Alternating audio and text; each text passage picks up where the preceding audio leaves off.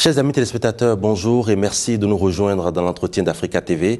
Nous recevons pour le premier entretien de cette année 2014 le président de la République du Faso, son Excellence, M. Blaise Compaoré. Monsieur le Président, bonjour. Bonjour. Merci d'avoir accepté de nous recevoir pour cet entretien. Vous entamez la 4e année de votre quinquennat. Alors, en 2010, vous avez promis 5 axes prioritaires au Burkinabé. Où en êtes-vous par rapport au premier, qui est celui de la croissance économique ? Je dois dire que la politique de développement d'un pays comme le Burkina Faso, qui n'est pas très bien nanti en ressources naturelles et en richesses particulières, nous impose d'organiser le processus de développement en traitant un certain nombre de priorités dont les résultats atteints au niveau de ces priorités peuvent booster la croissance, mais aussi l'atteinte des objectifs de bien-être de nos populations. Alors c'est pour cela que nous traitons effectivement pour notre pays la question fondamentale, c'est la question de l'homme. On ne peut pas organiser le développement sans la ressource humaine. Il nous fallait inscrire cette grande priorité dans notre processus de développement, à savoir donner de l'instruction au Burkinabé, notamment la jeunesse, la santé, mais aussi l'alimentation. Et ce sont déjà là des éléments qui, bien sûr, accompagnés d'une paix sociale, peuvent concourir à donner plus de capacité de travail et de production à nos populations. Il y a bien sûr les questions d'infrastructure, il y a les questions de la gouvernance, même politique, administrative, économique, et il y a des questions bien sûr transnationales comme la question genre et bien sûr l'accompagnement des populations les plus défavorisées de notre société. Alors c'est tout cela qui crée les conditions pour que cette croissance soit effectivement bien orientée vers l'atteinte des objectifs principaux de bien-être. Monsieur le Président, alors que vous sollicitiez 55 milliards de francs CFA pour l'emprunt obligataire, l'État burkinabé en a récupéré un peu plus de 121 milliards. Que traduisent selon vous ces chiffres ? Mais je pense que c'est d'abord une confiance que les banques placent en notre économie, en notre capacité à rembourser ces emprunts. Mais aussi, cela, sur le terrain, nous encourage à poursuivre les efforts de correction à apporter aux différents mécanismes et règles qui organisent la vie économique dans notre pays. Alors, c'est vous dire que les efforts que nous avons déployés ces dernières années ont donné des résultats qui nous permettent aujourd'hui d'être dans des partenariats, je dirais, féconds, mais des partenariats de confiance avec la communauté financière internationale. Monsieur le Président, le recensement 2006 de la population burkinabé indiquait que 60% de cette population avait moins de 20 ans. Aujourd'hui, depuis quelques années, on parle beaucoup de taux de chômage. Qu'est-ce que vous avez concrètement fait pour cette tranche de la population burkinabé? Alors, je pense qu'une population jeune pour une nation, c'est une grande richesse. Mais aujourd'hui, effectivement, il nous faut prendre en compte cette réalité et voir comment nous allons accentuer notre engagement pour permettre à cette jeune population d'avoir plus d'éducation, plus de formation, et de meilleure santé pour justement préparer l'avenir pour notre nation. Donc nous travaillons bien sûr sur cette question de formation, d'éducation, de civisme bien sûr, pour que ces jeunes puissent être des acteurs de développement, des citoyens modèles qui vont pouvoir accompagner les efforts du gouvernement, mais aussi mobiliser plus activement l'ensemble de la nation pour le travail productif, mais aussi pour une communauté de destin qui pourrait nous permettre, malgré les faiblesses, comme je dis, naturelles, de pouvoir permettre à notre nation de participer au rayonnement de notre humanité aujourd'hui. Après l'aspect économique, nous allons aborder la politique intérieure du Burkina Faso.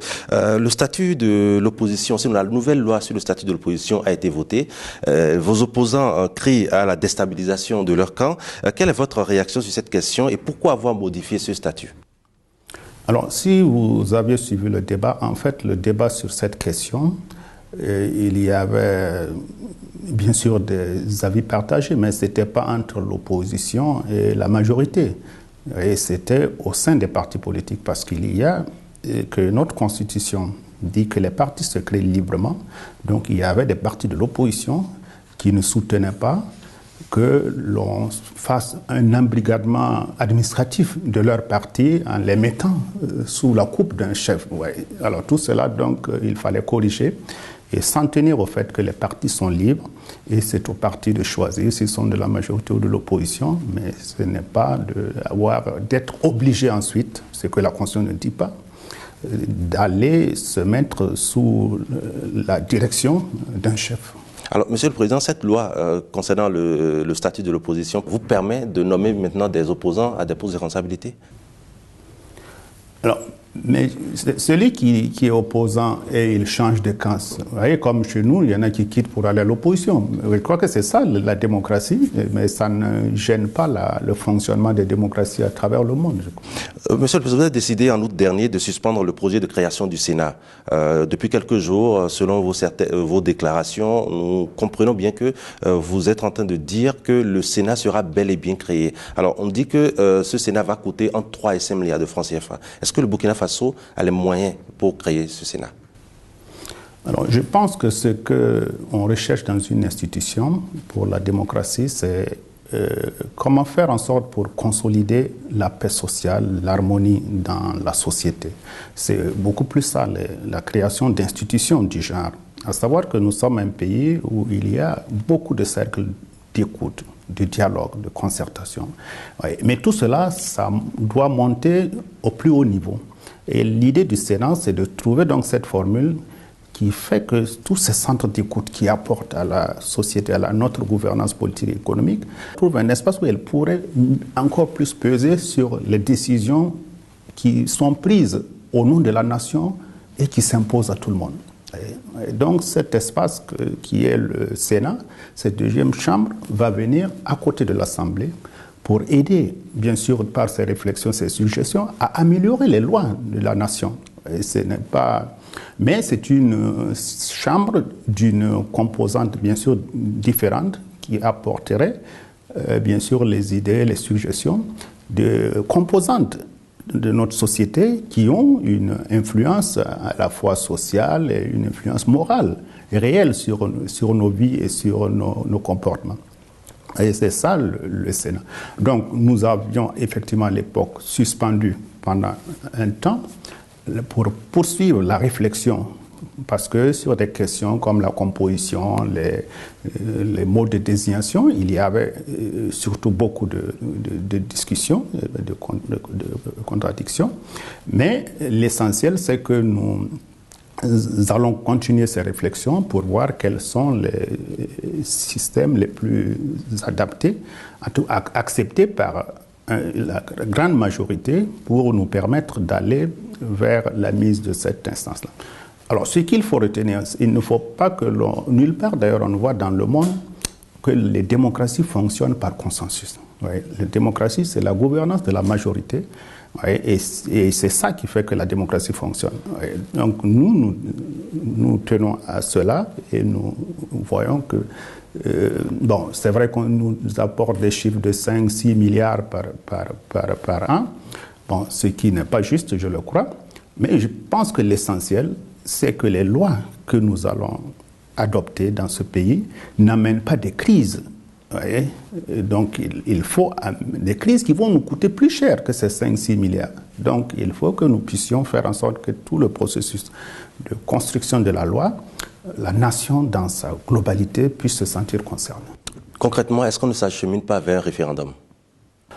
Alors, nous savons que dans notre processus démocratique, comme partout ailleurs, il est certain que lorsque la population d'une société démocratique à des divergences qui sont profondes, mais je crois que les discussions que nous allons avoir ne vont pas amener jusque-là.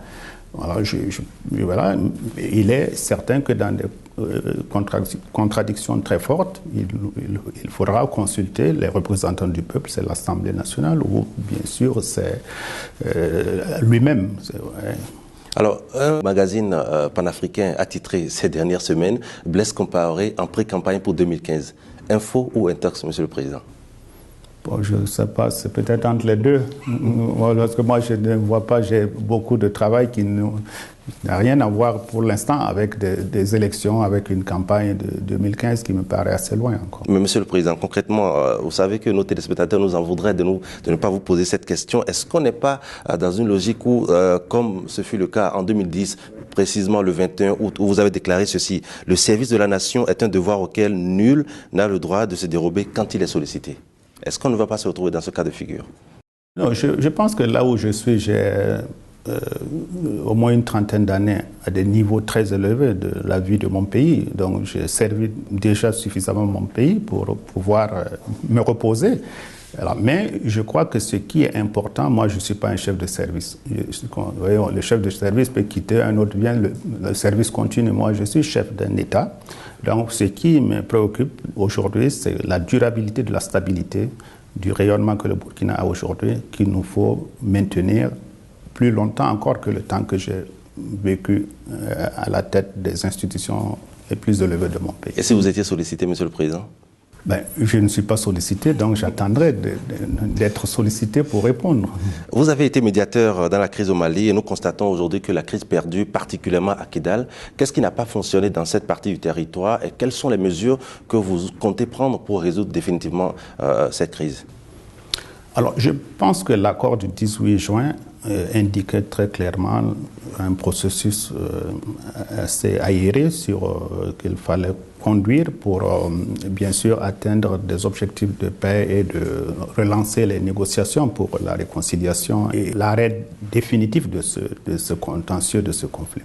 Bon, mais comme vous le savez très vite, les préoccupations des Maliens comme de la communauté internationale étaient beaucoup sur l'élection présidentielle et les législatives. Probablement que cela n'a pas permis que l'accent ait été mis ces derniers temps sur, bien sûr, les discussions qui touchent à la mise en œuvre de cet accord. Alors, autrement dit, je vois que cet accord du 18 juin, bien sûr, crée les conditions du respect de l'intégrité territoriale du Mali et aussi de la reprise donc des discussions pour trouver une solution politique définitive à cette crise-là. Et je ne doute pas qu'avec la fin de ces échéances électorales, le gouvernement malien et la communauté internationale, nous allons bien sûr continuer d'agir pour vraiment mettre définitivement fin à cette crise-là. Alors, Monsieur le Président, en 2012, la crise malienne a vu le jour, en mars 2012 précisément. En 2013, il y a eu la crise en Centrafrique, cette crise qui perdure. Est-ce que vous n'avez pas le sentiment, vous, chef d'État africain, d'avoir laissé pourrir cette situation? Enfin, laisser pourrir, c'est trop dire. C'est vrai que la Centrafrique est devenue une grave préoccupation pour les Africains parce que c'est d'abord à côté d'États aussi qui sont assez fragiles ou avec des contentieux qu'il faut traiter. Alors, mais je ne pense pas que les chefs d'État aient oublié cette crise.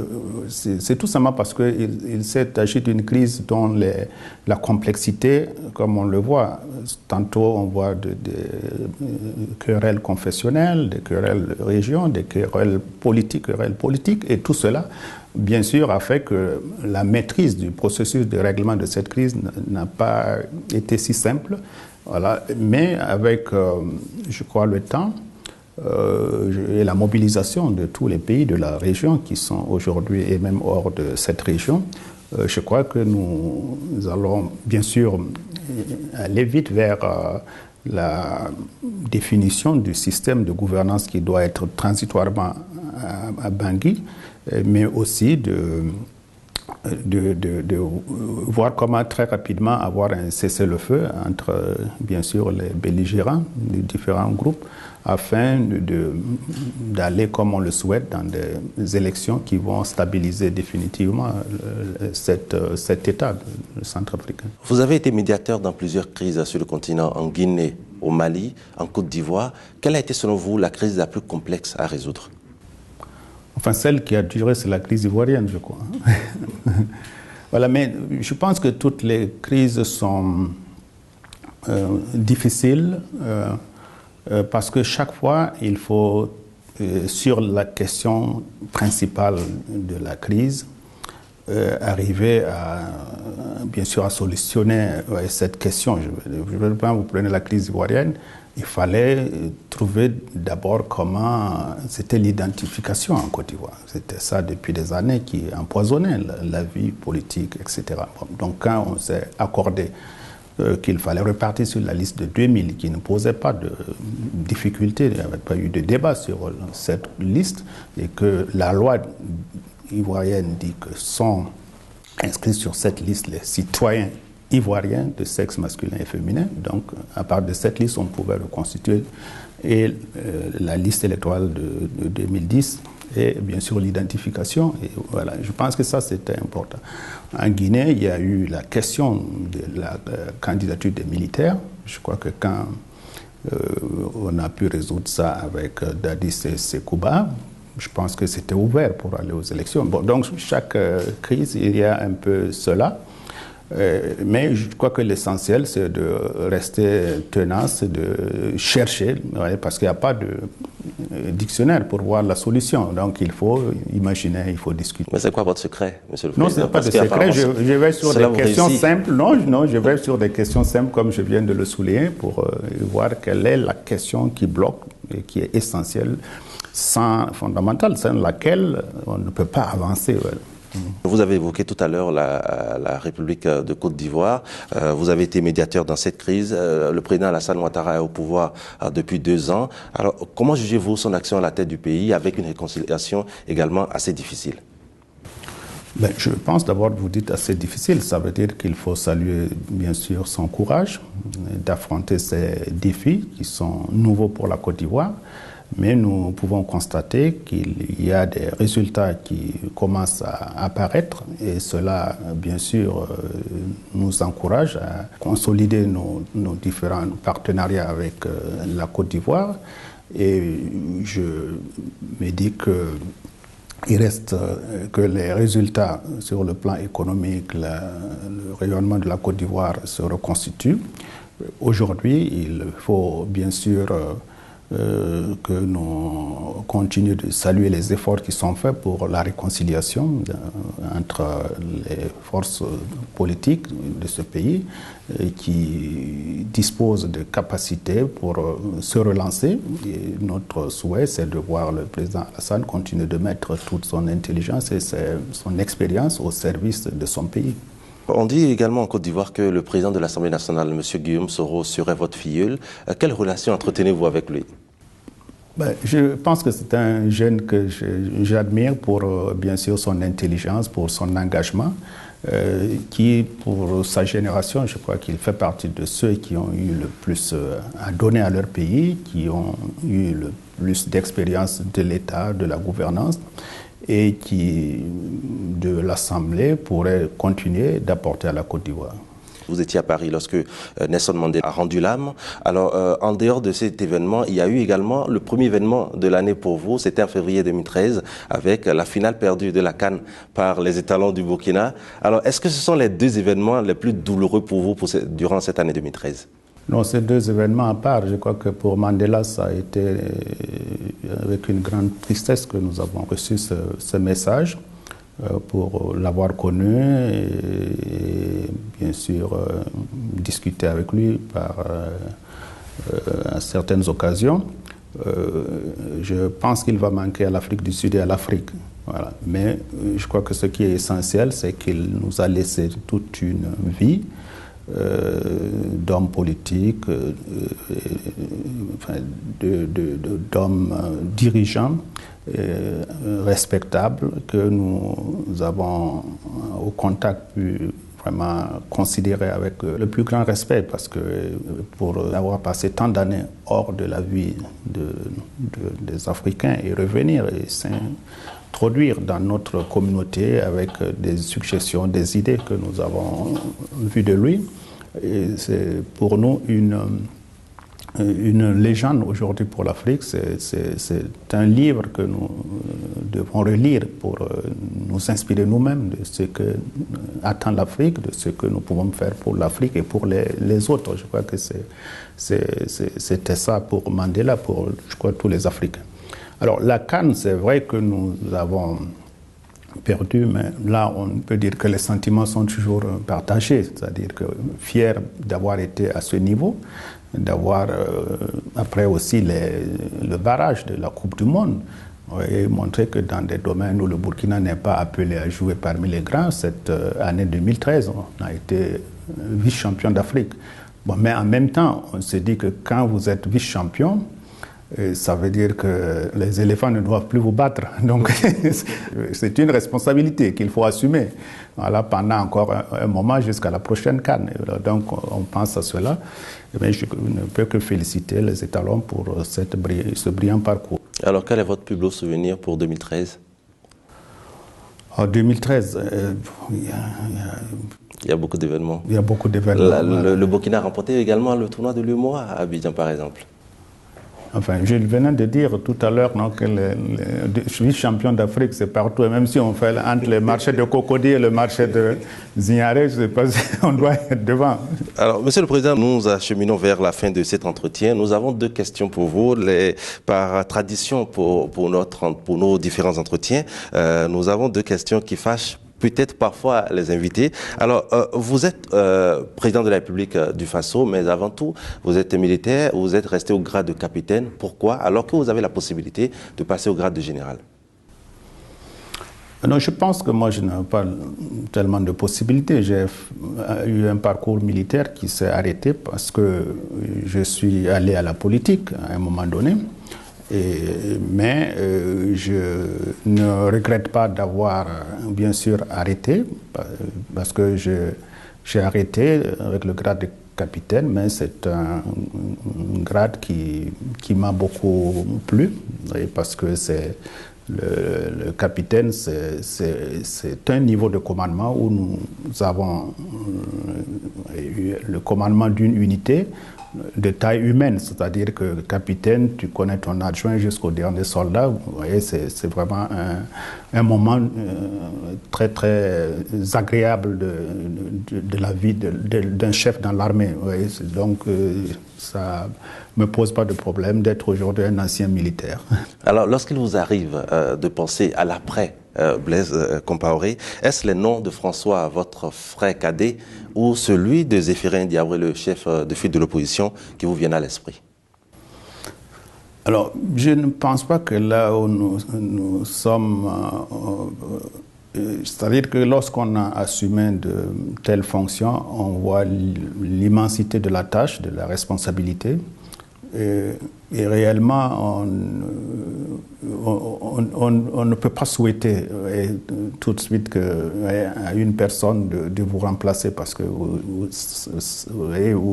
commencez à penser à toutes ces difficultés, aux souffrances qu'il va endurer à ce poste-là. Donc, je ne crois pas que je vais me précipiter pour désigner quelqu'un ou souhaiter que quelqu'un aille à ce poste-là. Monsieur le Président, nous sommes à la fin de cet entretien. Votre mot de fin, vos vœux pour le Burkina et vos vœux pour l'Afrique. Je pense que le Burkina, ce que nous souhaitons, c'est toujours un pays qui soit un pays de liberté. Je crois que c'est important. Un pays aussi qui construit quotidiennement sa stabilité, mais qui assure aussi un progrès continu et le bien-être toujours élargi pour ces populations. Mais un Burkina aussi qui continue d'apporter à l'Afrique sa contribution pour la construction de la paix et du développement du continent. Et je crois que c'est ce que nous souhaitons pour l'Afrique. C'est bien sûr que l'Afrique, aujourd'hui, qui a une réelle connaissance de ses capacités, de ses potentialités, doit mieux organiser sa gouvernance pour tirer réellement profit de ces facilités, de ces opportunités qui sont très, très grandes. Monsieur le Président, merci de nous avoir accordé cet entretien. Africa TV vous présente également ses vœux les meilleurs pour l'année 2014. Chers amis téléspectateurs, nous sommes à la fin de notre premier entretien de cette année 2014. Merci à vous de nous avoir suivis et à très vite sur Africa TV.